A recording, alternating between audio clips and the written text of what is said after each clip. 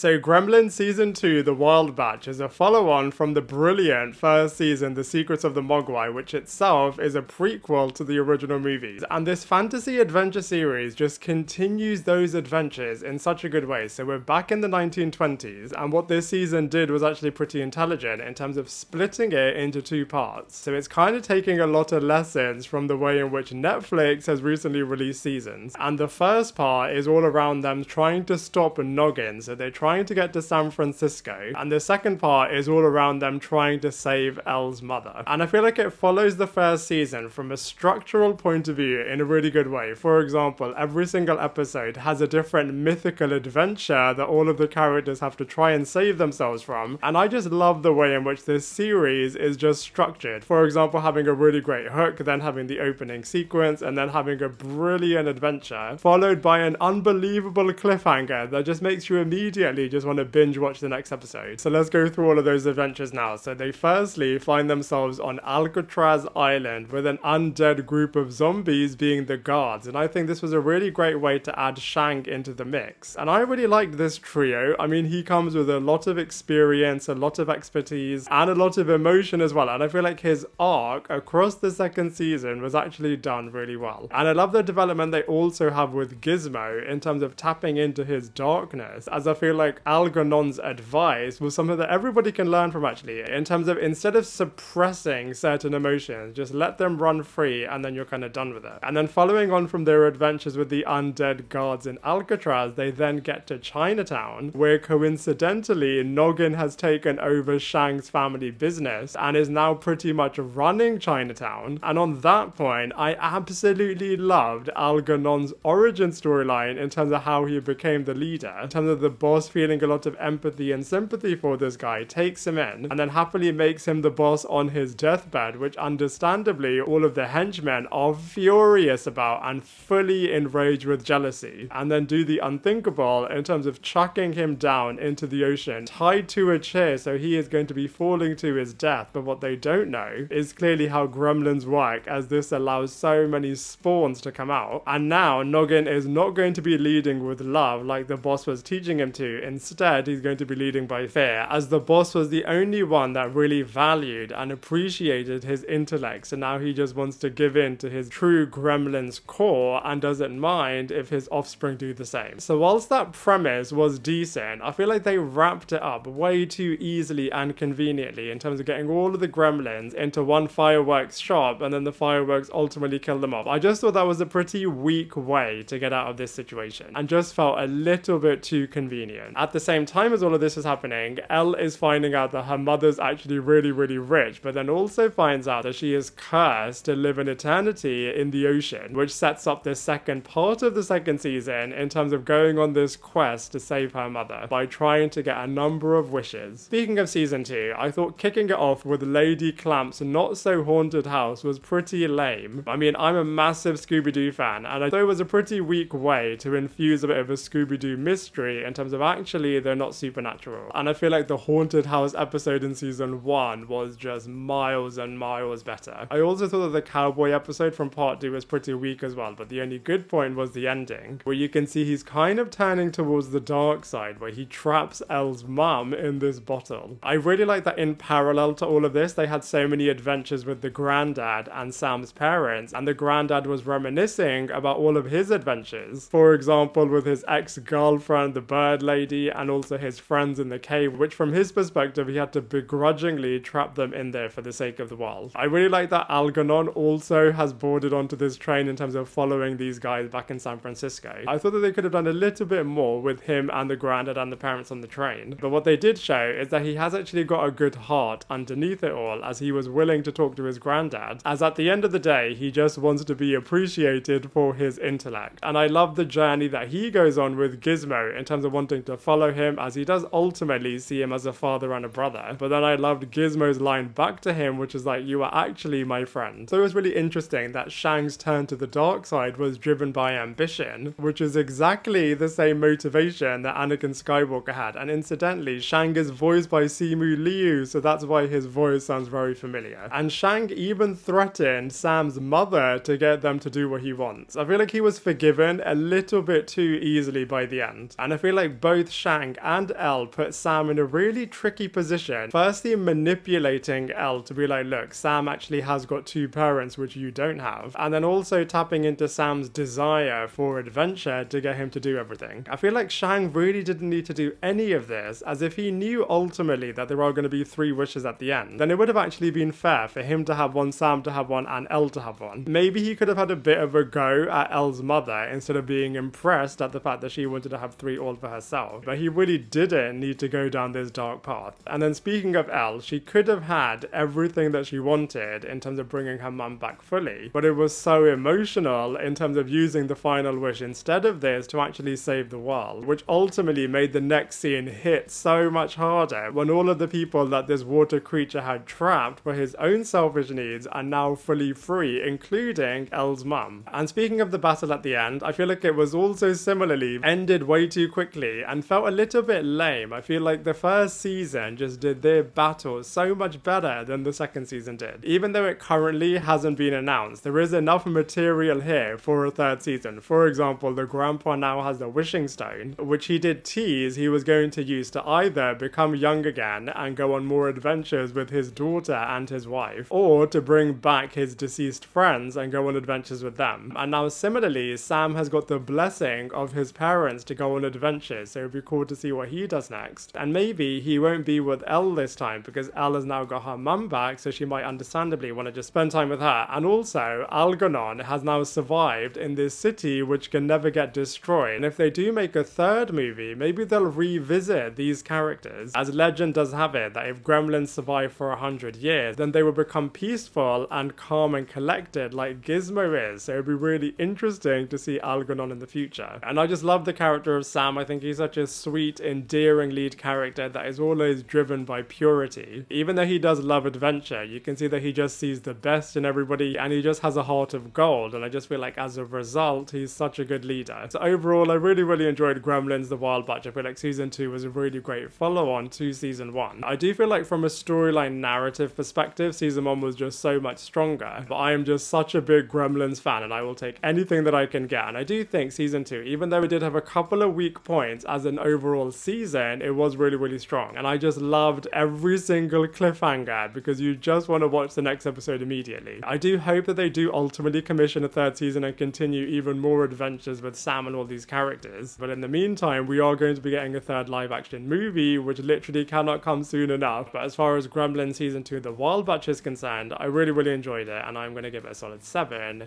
out of 10.